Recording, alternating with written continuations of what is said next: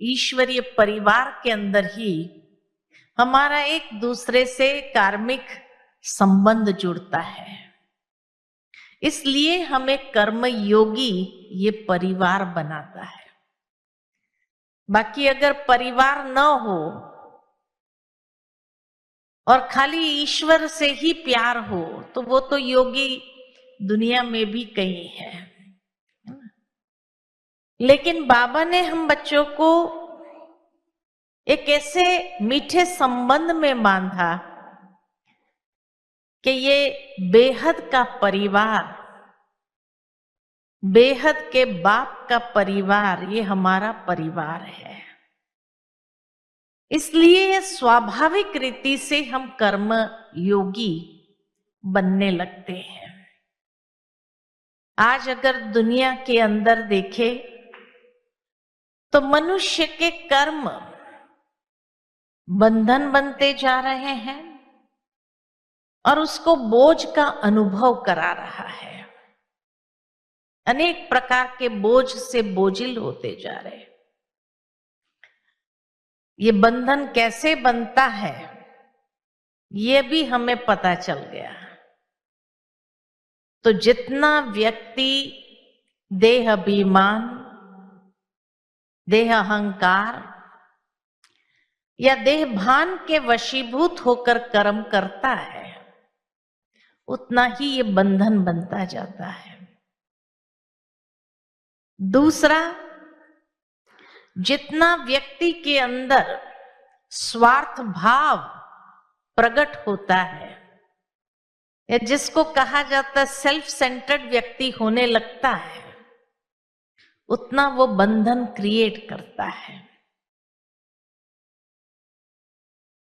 तीसरा, जब कर्मेंद्रिय की अधीनता आ जाती है,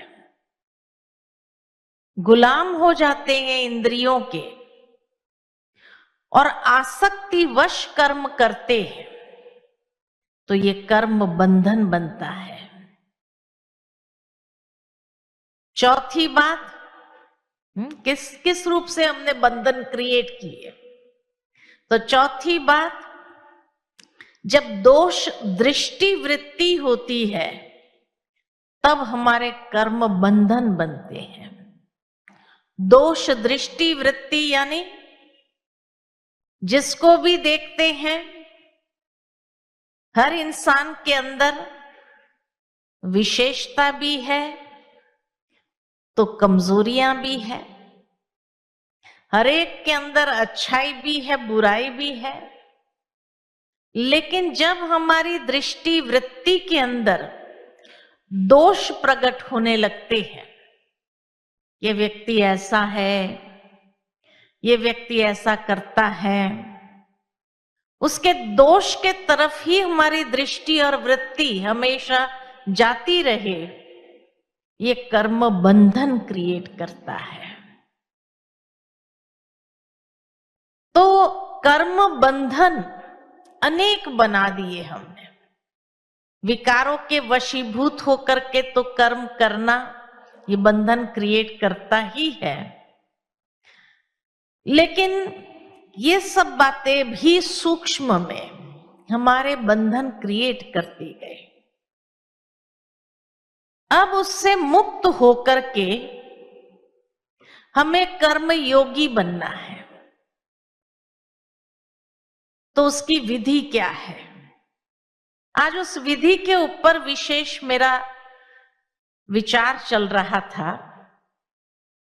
तो पहली विधि जो कहा, देह अभिमान और देह भान और देह अहंकार को खत्म करने की जो बाबा ने बताई, वो बताई कि बच्चे तुम आत्मा हो, ये देह नहीं हो।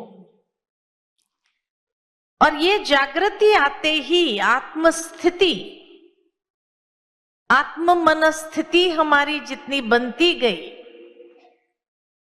आत्मिक भाव हमारा जितना डेवलप होता गया, विकसित होता गया, हर एक को आत्मिक दृष्टि से हमने देखना आरंभ किया, तो धीरे धीरे वो दोष दृष्टि परिवर्तन हो गई और विशेषता भी नजर आने लगी कि हाँ, इसमें ये भी अच्छाई है, ये भी अच्छाई है। तो इसीलिए हमारी जब ये दृष्टि वृत्ति परिवर्तन हुई तो देही अभिमानी बनना हमारे लिए आसान हो गया। देही अभिमानी माना आत्मा के सातों गुणों के स्वरूप बनकर उसमें स्थित होकर के कर्म करना। आत्म अभिमानी या देही अभिमानी उसको नहीं कहा जाता कि हम रटते रहे मैं आत्मा हूं, मैं आत्मा हूं, मैं आत्मा हूं। रटने का नहीं है, लेकिन उसका स्वरूप बनना। और स्वरूप बनने का मतलब है कि आत्मा के सातों गुण, उसकी ऊर्जा नेचुरल रूप में हमारे इंद्रियों के द्वारा हर कर्म में प्रवाहित होने लगे। सहजता से, शांति से, प्रेम से, सुख स्वरूप होकर के दूसरों को भी सुख देने के भाव से जब ये ऊर्जा हमारे हर कर्म में प्रवाहित होने लगती है तो कहा जाता है हाँ, देही अभिमानी होकर के हम कर्म कर रहे हैं। तो वहां वो मैंपन, देह अभिमान वाला धीरे धीरे क्षीण होने लगता है और आत्म स्थिति हमारी पावरफुल होने लगती है, मजबूत होने लगती है।